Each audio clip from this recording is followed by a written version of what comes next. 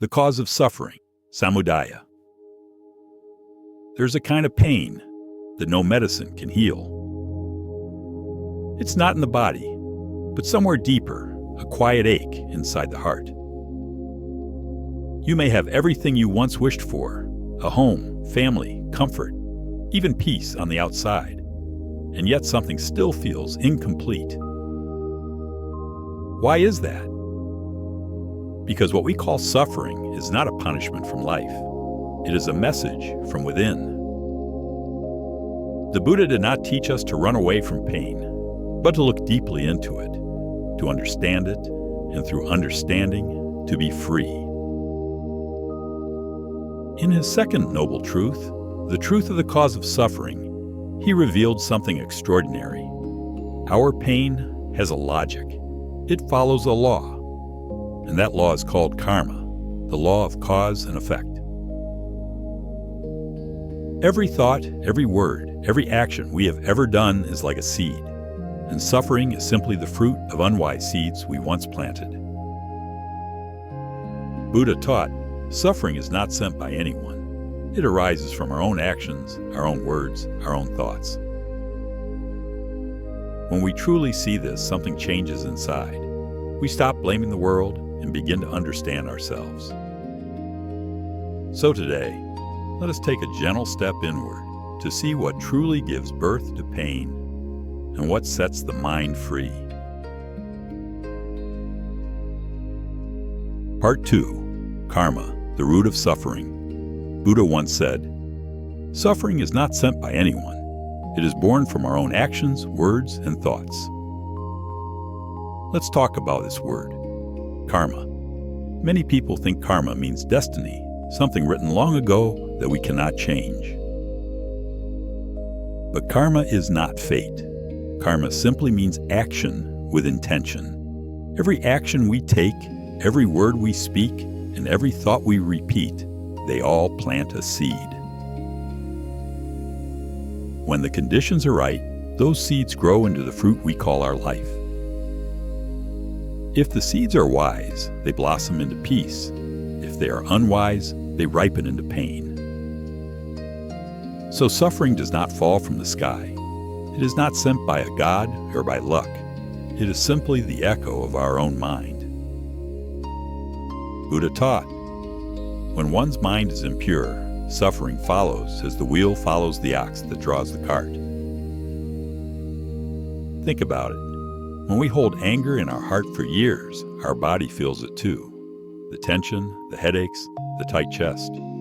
People who live with anger often live with illness. When jealousy burns inside, we isolate ourselves without even knowing. Our mind becomes a cage, and loneliness is the lock. These are not punishments.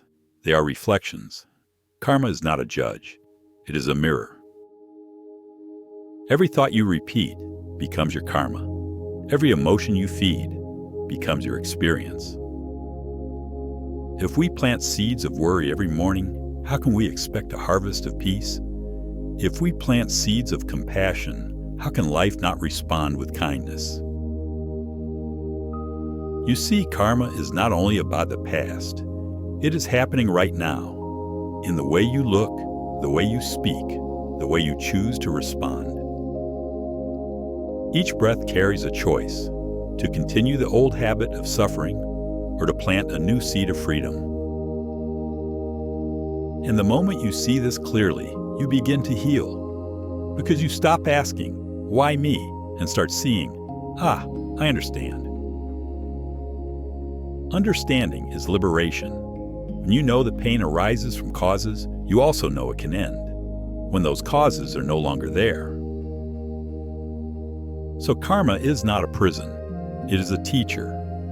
It shows us, gently but truthfully, the path we have walked, and invites us to walk a wiser one. Part 3. The three poisons: greed, anger, and ignorance. There are three invisible fires that quietly burn the human heart.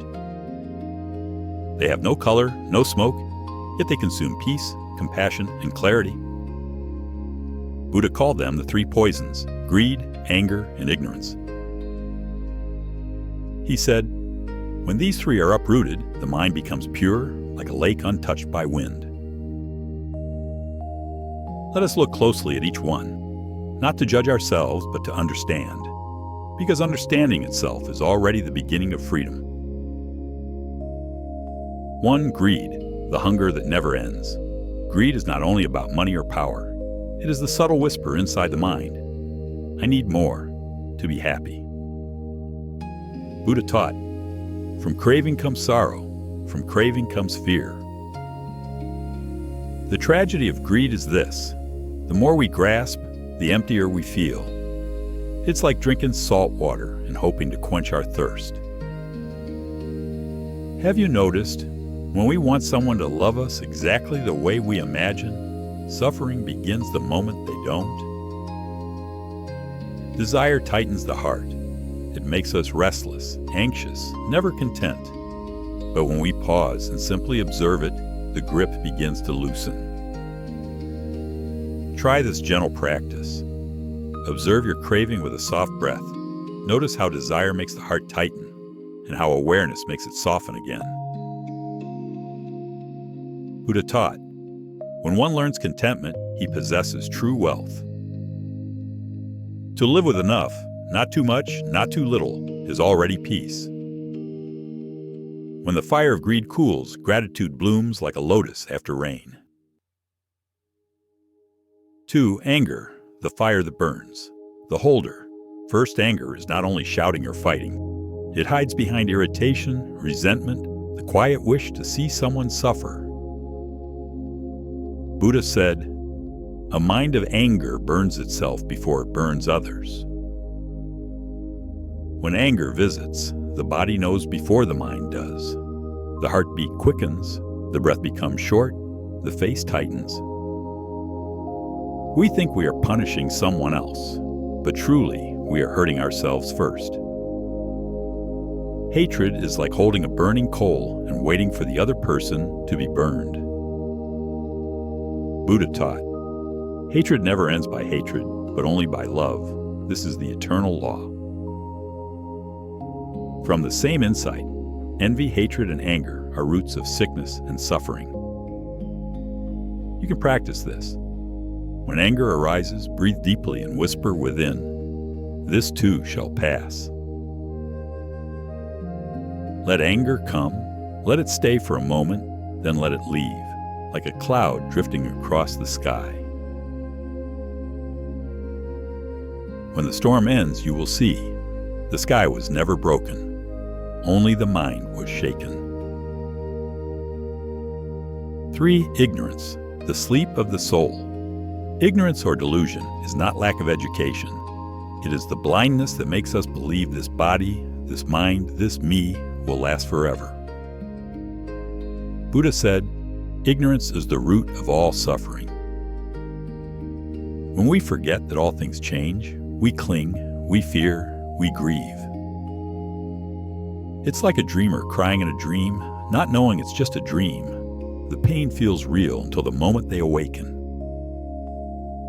Ignorance makes us chase illusions, status, control, eternal youth. But reality keeps whispering, all this too shall fade. Buddha taught, because we do not see impermanence, we grasp at what must pass, and from that grasping, pain is born. So how do we awaken? Not by rejecting life, but by seeing it clearly, moment by moment. When you notice that even your breath comes and goes, you begin to understand. Nothing is truly yours, and yet nothing is lost. To see impermanence is not to be sad. It is to be free, because once you stop clinging, you can finally love without fear of losing. When ignorance ends, light enters, and what we once called the self dissolves into simple presence, awake, kind, and free. Closing transition. These 3 poisons, greed, anger, and ignorance, are not enemies to be fought, but lessons to be understood. Each time we recognize them, they lose their power. Each moment of awareness is one step closer to peace. Because in the stillness of understanding, the fires that once burned us become the light that guides us. Part 4. Suffering does not come from outside. When we stop blaming the world, we start healing. This is one of the most gentle yet powerful truths in life. Pain may come from outside, but suffering begins inside. Two people can face the same storm. One sinks in despair, the other finds peace in the rain. The difference is not the storm, but the mind that meets it. Buddha taught, "It is not the world that disturbs you, but the way you look at it." When we hold anger, the world seems cruel. When we hold fear, the world feels dangerous. When we hold love, the same world becomes gentle again. So suffering does not live in people, nor in events. It lives in the reaction we create. You may have lost loved ones, wealth, or health. But even in the darkest moment, something quiet still remains, the ability to see clearly. When understanding arises, suffering softens. Buddha taught, "Without right understanding, human beings live in a dream of happiness, a beautiful dream, but not real. We spend our lives chasing this dream. If only I had this. If only they were different, then I would be happy." But true peace begins when we wake up from that dream, when we see that happiness has never been outside us. Take a slow breath now. Close your eyes if you can. Feel the weight of your body, the air entering and leaving. Notice, somewhere inside you, there is a quiet space untouched by noise, untouched by fear. That space is your true home. No one can give it to you, and no one can take it away. So next time pain visits your life, welcome it gently. Do not ask, "Why me?" but ask, "What is this teaching me?" Because every storm can either break you or cleanse you. And when you stop fighting the storm, you begin to see it was never against you. It was guiding you home. Part 5. The path of practice and transformation. Understanding is not the end. It is the beginning. Buddha did not ask us to believe. He asked us to see for ourselves the nature of the mind and to walk the path that ends suffering. This path is not somewhere far away. It begins here, in this very breath, in this very moment. Let us explore 3 simple practices to turn wisdom into daily life. 1. Mindful breathing, returning home to the present. When you breathe in, know that you are breathing in.